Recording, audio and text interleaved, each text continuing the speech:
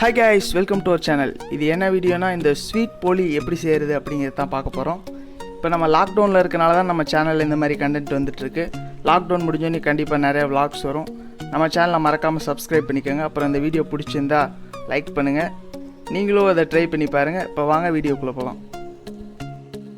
First மைதா மாவு எடுத்துக்கோங்க. மைதா மாவில் வாட்டர், டர்மரிக் பவுடர், லைட்டாக கொஞ்சம் சால்ட் ஆட் பண்ணிக்கோங்க. ஆட் பண்ணிட்டு நல்லா பிசைஞ்சிட்டு ஒரு 3 hours நல்லா ஊற வச்சுக்கோங்க. அப்போ தான் இந்த மாதிரி சாஃப்டாக வரும், போலியும் நல்லா டேஸ்ட்டாக வரும்.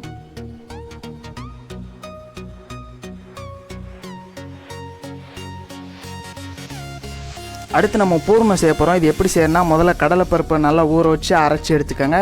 அப்புறம் ஒரு கடாயில் வெல்லம், ஏலக்காய், கொஞ்சம் தேங்காய் துருவல், அப்புறம் இந்த கடலைப்பருப்பை ஆட் பண்ணி இந்த மாதிரி எடுத்துக்கோங்க.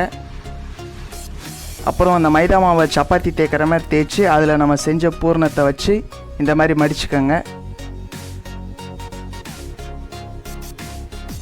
வெளியே வராத மாதிரி ஃபுல்லாக கவர் பண்ணுற மாதிரி எல்லா இடத்தையும் மடிச்சுக்கோங்க. உள்ளே வச்சதுக்கப்புறம் லைட்டாக இந்த மாதிரி ப்ரெஸ் பண்ணி லைட்டாக ஃப்ளாட் ஆகிக்கோங்க.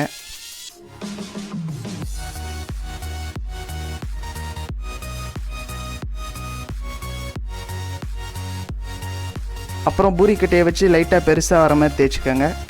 அப்புறம் அதுக்கடுத்து இப்படி கடாயில் போட்டு எடுக்க வேண்டியது தான்.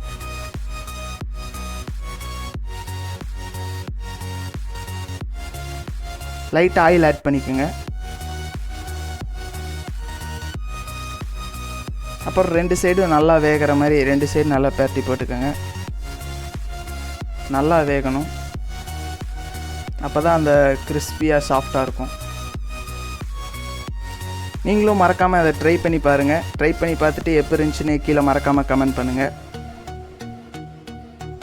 அப்புறம் அந்த வீடியோ பிடிச்சிருந்தா லைக் பண்ணுங்கள், ஷேர் பண்ணுங்கள். நம்ம சேனலை மறக்காமல் சப்ஸ்கிரைப் பண்ணிக்கோங்க.